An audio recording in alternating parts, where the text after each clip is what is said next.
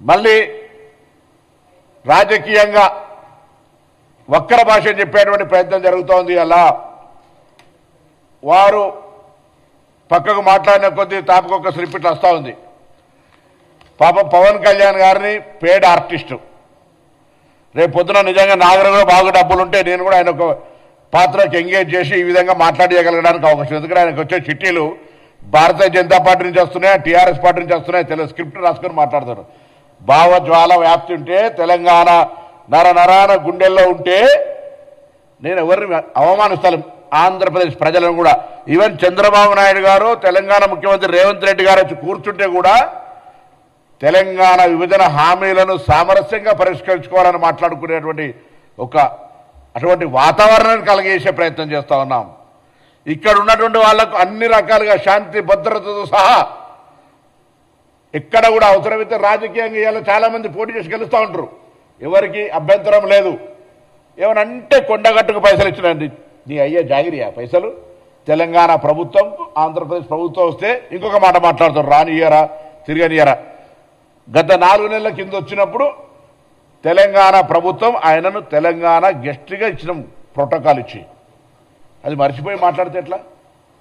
నువ్వు తెలంగాణ ఆవిర్భావ దినోత్సవం రోజు అందరినీ కట్టెబెట్టి గెలికినట్టుగా నవనిర్మాణ తెలంగాణ ఆవిర్భావ దినోత్సవం తెలంగాణ ప్రజలకు శుభాకాంక్షలు చెప్తాను రా. ఇది ప్రజల ఆకాంక్ష, పోరాడి సాధించుకున్నారు, బాగండి అని కోరు. తెలంగాణ నవనిర్మాణం ఏం చేసేది ఉన్నది? నువ్వు వచ్చి పీకేదేంది ఇక్కడ? నువ్వు ఇప్పుడు చెప్పినావు కదా అక్కడనే పీకలేకపోతుంది ఇక్కడేం పీకుతా అని. మళ్ళీ ఎందుకు ఇట్లా అనేటి ఒక మాటలు చెప్పేది ఒక మాట. స్క్రిప్ట్ పాపం చక్కగా రాసిస్తలేరు బీజేపీలో, ఎవరో ప్రాపర్ గైడ్ చేస్తలేరు. అంతే ఒక మాట బీజేపీ వాళ్ళు ఇరువురు పొత్తు కూడా పెట్టుకోమని చెప్పే పరిస్థితులలో, ఒకసారి పొత్తు పెట్టుకుంటామనే పరిస్థితులలో ఆలోచన ట్రస్ట్ ట్రావెల్ జరుగుతుంటుంది. ముందు ఒక ఆర్టిస్టును హీరోగా పెట్టుకోవాలంటే ముందు టెస్ట్ డ్రైవ్ చేస్తున్నట్టు, అంటే స్క్రీన్ టెస్ట్ చేస్తే స్క్రీనింగ్ అట్లా చేస్తున్నట్టు పవన్ కళ్యాణ్ గారిని పాపం తెలుసుకోవాలి. అటు బీఆర్ఎస్ పార్టీనా ఇటు భారతీయ జనతా పార్టీ ఎవరో ఒకరు మాత్రం ఆయన ఎంగేజ్ చేసుకున్నటువంటి ఆర్టిస్ట్గా వాస్తవం. 2009లో ఎమ్మెల్యేలు తిరిగినప్పుడా 2014 ఎన్నికలప్పుడు తిరిగినా జనం వస్తుండొచ్చు. మా ప్రేక్షకులు సినిమా ప్రేక్షకులుగా నటుడిని గౌరవిస్తే ఈలలు కొడితే అదంతా నా బలం అనుకునేటువంటి పరిస్థితి ఉంటుంది. మీరు అన్నట్టుగానే ఆంధ్రాలోనే నువ్వు గెలవలేకపోయినావు, ఇక్కడ వచ్చి ఏంది ఇదంతా? మళ్ళీ చెప్తాను, పవన్ కళ్యాణ్ గారు ఇక్కడ తెలంగాణలో రావడానికి పోవడానికి సంబంధించిన మాకేమటువంటి అభ్యంతరాలు లేవు. కానీ ఆవిర్భావ దినోత్సవం రోజే గెలికి నవనిర్మాణం పెడతా అంటే చూస్తూ ఊరుకోవడానికి కూడా సిద్ధంగా లేరు.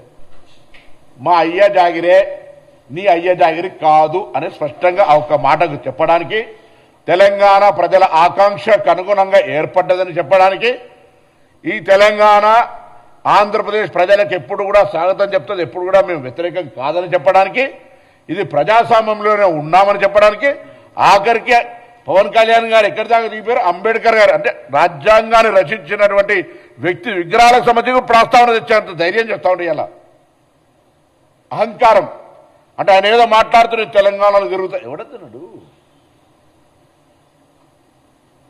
నువ్వు సినిమా నటుడివి తిరుగు. ఇలా ఇటువంటి మాటలు మాట్లాడేటువంటి ప్రయత్నం జరగద్దని చెప్పి కోరుతూ ఇమ్మీడియట్గా రిజైండర్ బై సాయంత్రం గద్దార్ గారి ఆత్మకు క్షమాపణ చెప్తున్నట్టుగా ఇవ్వాల్సిందే. ఆ అంశం మీద అన్ని వర్గాలు తీవ్రంగా ఖండిస్తూ ఉన్నాయి. అదేవిధంగా మేము తప్పకుండా మరొకసారి చెప్తా ఉన్నాం, ఈరోజు ఇదంతా కూడా డెఫినెట్లీ మేము ఎన్నడూ కూడా తెలంగాణ వాళ్లకు తెలంగాణలో ఆంధ్రలకు పని ఏం లేదు అని మేము ఎన్నడూ అంటలేము. ఇది ఫెడరల్ సిస్టమ్, డెమోక్రటిక్గా ఇది హైదరాబాద్ లింగ్విస్టిక్ హెడ్ క్వార్టర్. అన్ని భాషల వాళ్ళు ఉంటారు, అన్ని వ్యాపారాలు ఉంటారు. ఎన్నడూ కూడా నేను హైదరాబాద్ ఇన్ఛార్జ్ మంత్రి చెప్తాను, నీకు ఇక్కడ ఏం ఇబ్బంది లేదు, ప్రొటెక్షన్ అందిస్తాం కానీ ఇక్కడ వచ్చి గెలుకకు అనవసరంగా తెలంగాణ ఆత్మ గౌరవాన్ని ఆ భావాన్ని రెచ్చగొట్టే ప్రయత్నం చేద్దని నేను కోరుతాను. స్వచ్ఛంగా సహజంగా పోషకాలు నిండిన ఎస్ఆర్కే డైరీ పాలు మరియు పాల పదార్థాలని ఎంచుకుందాం.